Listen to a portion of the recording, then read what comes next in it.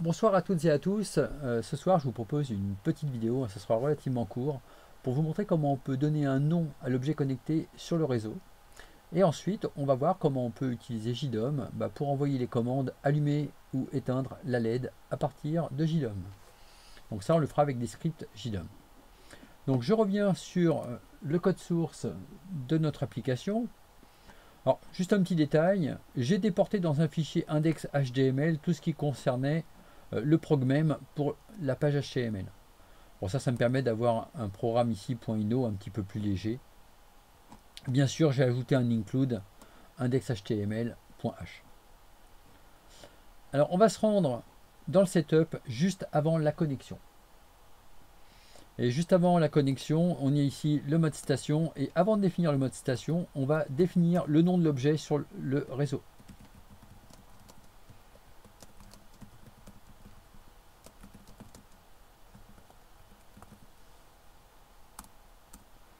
Alors cet objet, pour lui donner un nom, on utilise la méthode hostName de l'objet Wi-Fi. Et on va l'appeler objet LED. Et ça, on l'upload donc dans notre module ESP8266. Et en attendant que ça se fasse, on va passer à autre chose.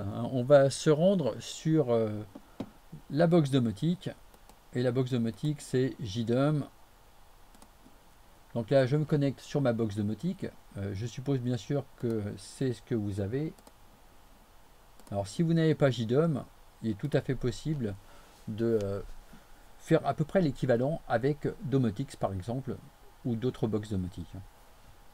Évidemment, il faut une box domotique qui accepte les requêtes de type HTTP. Donc pour pouvoir faire ce type de requête, on a besoin généralement de différents plugins. Bon, il y a des plugins qui sont incontournables dans JDOM. On a Script et Virtual. On va utiliser le plugin Script pour pouvoir envoyer notre requête. Alors, on en crée un. Et donc là, eh bien, je vais créer l'objet LED. Donc c'est un nouvel équipement qui repose sur des scripts.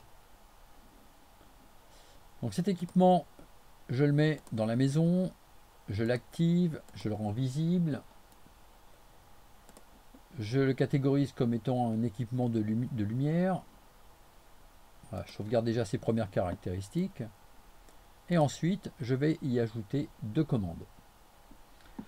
Alors je vais retourner voir un petit peu mon VS Code pour savoir où on en est. C'est bon, le code a été implanté à l'intérieur du micro. Donc je vais ouvrir une ligne de commande. Et dans cette ligne de commande, je vais utiliser la commande ping pour voir si j'arrive à pinguer objet LED. Ok, ça ping bien. Donc c'est bon. À noter une petite chose, si vous faites plusieurs essais successifs avec des noms différents, vous allez rencontrer un problème. Il faut un certain temps avant que les noms soient pris en compte. Bien, alors à partir de là, on va pouvoir maintenant effectuer une requête directement dans le navigateur. Je vous rappelle qu'on a mis en place une API dans ce navigateur. Et cette API, par exemple pour allumer la LED, on lançait cette commande là. Effectivement, la LED s'allume bien. On va maintenant lancer la même commande, pratiquement, mais pour éteindre la LED. Et cette fois-ci, en utilisant directement le nom de l'objet. Alors je copie le tout, des fois que je me trompe. Et là, je lance la commande, la LED s'est bien éteinte. Et cette fois-ci, on voit qu'au lieu d'utiliser l'adresse IP de l'objet, je me suis permis d'utiliser le nom sur le réseau de l'objet. Donc c'est quand même beaucoup plus intéressant. Et puis surtout, ça va permettre d'identifier tous les modules sur le réseau. Donc à partir de là, eh bien, je peux retourner sur JDOM.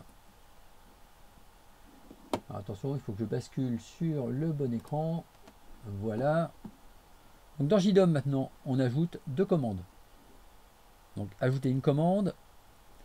Donc première commande, allumer LED. Cette commande, c'est un script, non, c'est du HTTP, c'est une action. La requête, c'est celle que j'ai dans mon navigateur à côté, que je copie. Voilà, c'est ce qu'on avait tout à l'heure dans le navigateur. Alors pour l'allumer, c'est on.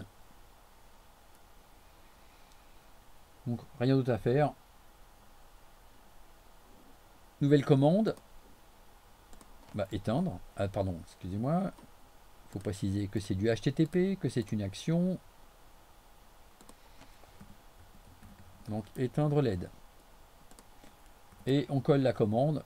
C'est celle que j'avais tout à l'heure. Et je peux sauvegarder. À noter qu'on peut tester les commandes. Donc je teste pour allumer. Ah, effectivement, ça s'allume. Alors ça s'allume, vous pouvez pas le voir, mais on va voir ça après. Et quand je teste pour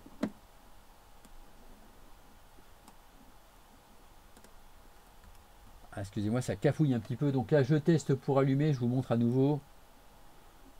Donc allumer, c'est allumer, éteindre, on teste, ça s'éteint. Donc là, je suis en train de tester au niveau de la domotique en fait.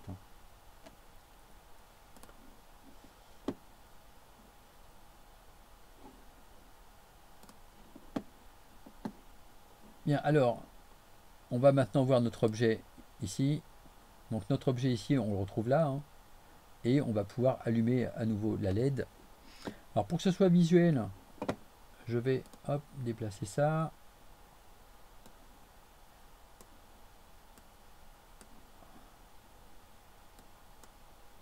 Et puis ici, vous allez pouvoir voir effectivement la LED s'allumer.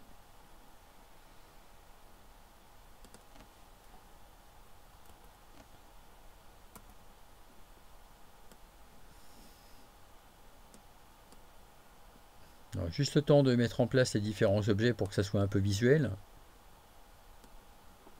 Voilà la domotique.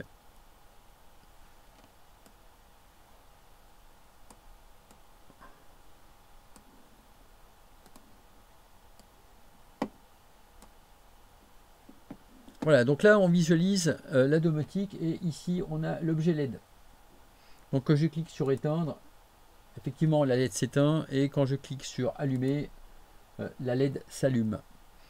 Donc on a pu voir ici comment on pouvait, avec un logiciel de domotique comme JDOM, envoyer les commandes pour allumer ou pour éteindre la LED de notre objet connecté.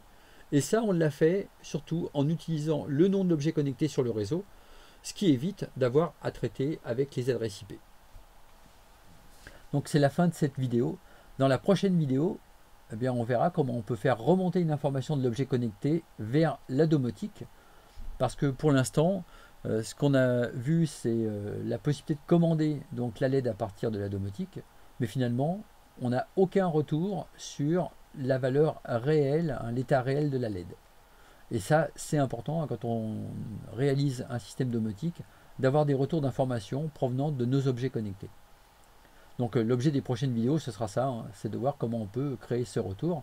Et la première chose à faire, ce sera d'apprendre à communiquer avec notre objet connecté et aller chercher des informations, par exemple sur l'internet ou sur d'autres éléments, sur d'autres serveurs web qui peuvent se trouver sur le réseau.